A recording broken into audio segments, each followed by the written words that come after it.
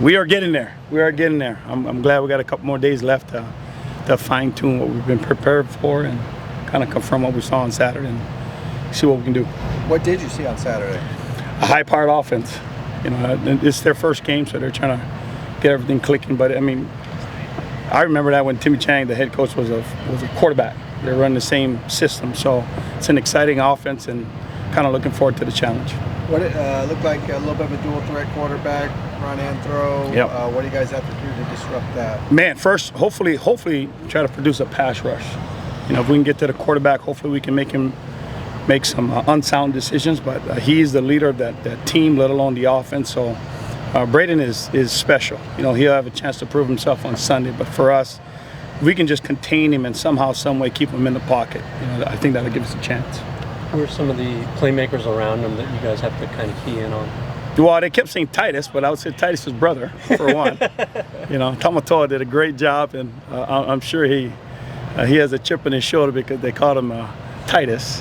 But Ash is you know, Pofela is the one. I mean, that guy is special in terms of what he does, what he brings to the game, his quickness, his speed.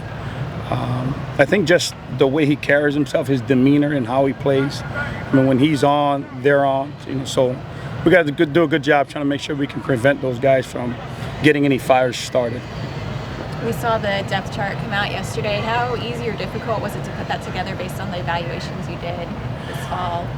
It was easy in terms of just making sure we have a starting group, but not easy in terms of it'll change throughout the game. You know, I think there's guys that have proven themselves to have a shot to play in the game, and we're going to make sure that everybody has a role to play. You know, and hopefully when they're out there, they execute correctly. And you know, I always think of the depth chart as a revolving door. And you know, some guys got to prove that they belong up top, and then others, that's the carrot for them to continue to prove that they belong there. Do you expect to be on the field or in the press box on Saturday? I expect to be on the field. I am a field guy. I think I'm just an emotional guy. I probably would irritate everybody if I'm in the box for how emotional I am. But you know, I like to feel the game. I like to feel the players. I still believe, which I've emphasized to our players, that the players win the game. So my job is just try to keep them out of harm's way as much as possible, and then let those guys execute what they're good at.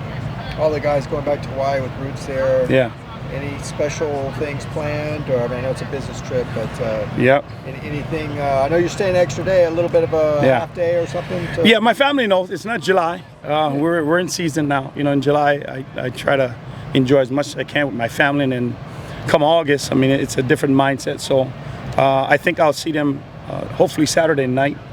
Afterwards, I'll at least see my parents and make sure I can say hi to them, and hopefully we're celebrating. How many ticket requests do you have to field? I posted 65. So I have I think that's the island, that's the culture. I mean, if there's a person to support, they will, whether you're a player or a coach. And I'm sure Titus and Venny, those guys are trying to get as much tickets as possible as well. How impactful do you think this game could be for recruiting Hawaii? I think in general, the game is huge for us. I think everybody has been in a wait and see what Coach Foster has in store in terms of his era. So I think we're all, we have high expectations for what we want to get done, but we won't know till the pads come on and we play on Saturday.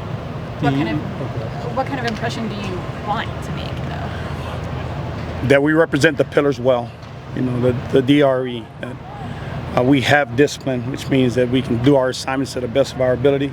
We have respect, one, for this game, but for each other in terms of them doing their responsibility. And then we got to have a lot of fun, you know, the enthusiasm part.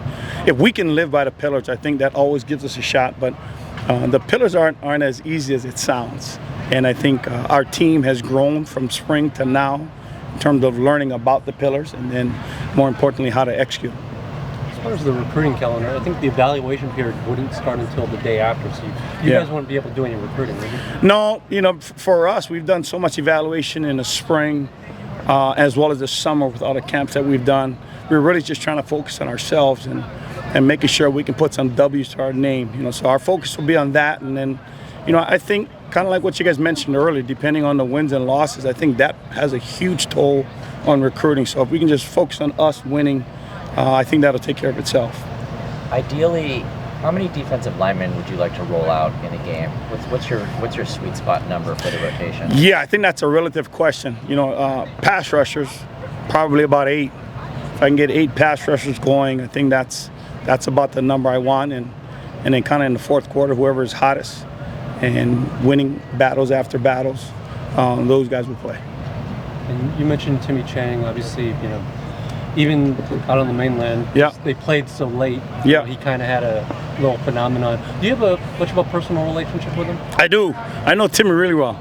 Our roots go back quite a bit, I mean, even from the playing days when he was at St. Louis High School. So I've been I'm a admirer of what he's done, just the opportunity that he has to represent the 808. I mean, I think all of us who come from Hawaii, we do our best, even though it's not for University of Hawaii, it's usually for the state of Hawaii, no matter where we are. You know, I think everybody wears the 808 pretty proud, and for him to have that opportunity, I think it's special. You know, so, you know, I'll obviously wish him the best of luck, but I think we both understand what's at stake, and then we'll kind of continue on our friendship once the game is done.